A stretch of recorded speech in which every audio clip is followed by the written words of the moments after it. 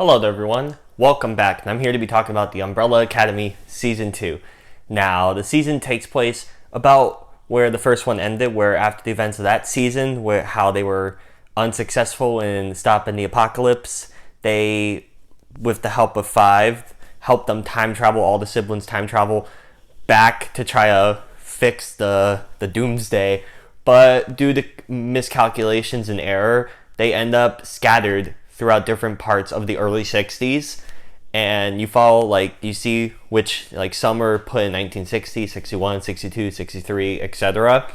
And Five lands in last after, like, there was a montage, and he sees that yet again history was altered because of what happened, and now he has, it's basically the same plot line of season one, trying to stop this new alternate apocalypse from happening. So he needs to find all of his siblings. They need to band together. They need to stop what happened. And it takes place in the 60s. So going into this, I was really excited for season two because I thought season one was really solid. I thought it was a lot of fun. It was really unique and different from your typical superhero show. And I really enjoyed it. And of course, with the ending of season one, it was like a big cliffhanger. I was left like on the edge of my seat. I'm like, no way. There was so much stuff left in the air on what they would be able to do. And I never reread the comics, so I was kind of going in blind. But I heard that the comics had a different ending than season one, so they were going in a complete new direction with, you know, references to characters and stuff. Like, there's new characters introduced here, and I think, like, for the most part, it's pretty solid. Like, it's funny. There's this one guy that sees, like, there's this back alley way where, you know, at specific points throughout the years, the siblings, you know, dropped in that same exact spot, and that guy was just documenting it. It was kind of like a conspiracy theorist. So that's basically, like, they use, like, Five, you know, talks to this guy and is able to, you know, get info on where his other family members ended up and stuff. So they have a little hideout, basically. That's like their you know, headquarters for the time being, trying to stop the impending apocalypse, which the deadline's 10 days at the start of the new season. So it was really, like, that guy, he was pretty solid. You have some new villains return because last season you had Hazel and Cha-Cha along with the Handler as the main villains. Here you have these three brothers called the Swedes.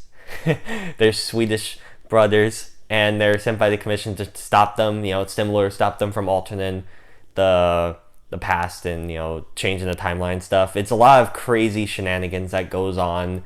Really unexpected moments that happen.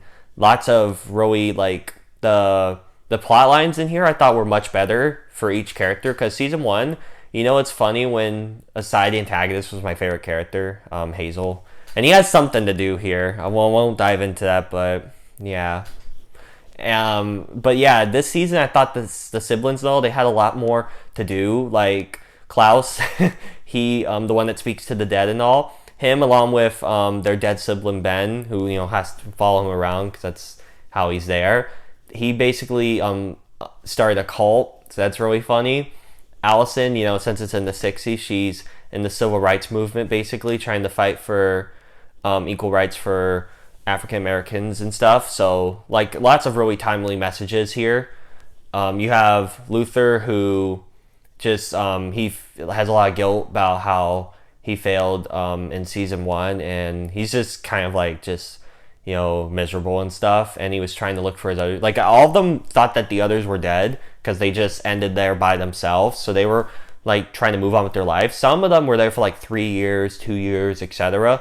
So it was like they was just like, wow, like they thought that they were alone and all. So seeing them reunite and get together and all is really great. Vanya ended up on a farm, and the development and storyline there I thought was really good. Like, and it was really interesting, and I really respected what they were doing there. I really liked that. You, like, pretty much what I'm trying to say is everyone had really good storylines.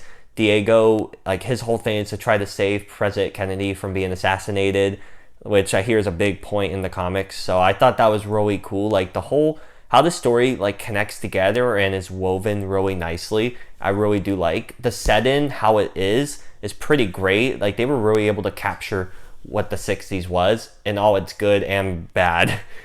And I was really impressed. The new cast, like I said, was really solid. It was really well done. Like the performances across the board were great. I thought the soundtrack, like the song choices, were really excellent, and there was like I said, a lot of big surprises.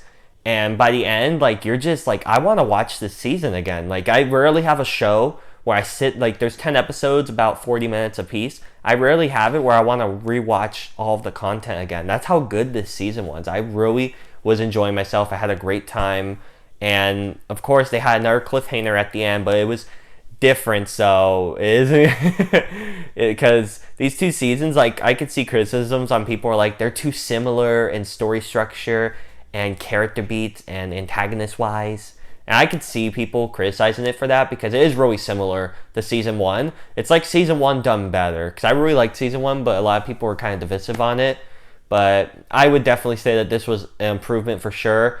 And the storylines that each character had, the soundtrack, how it looks, the feel of the show, the character beats. Like I thought this was overall a big improvement. I really recommend that you guys give this a watch because it's getting like great word of mouth.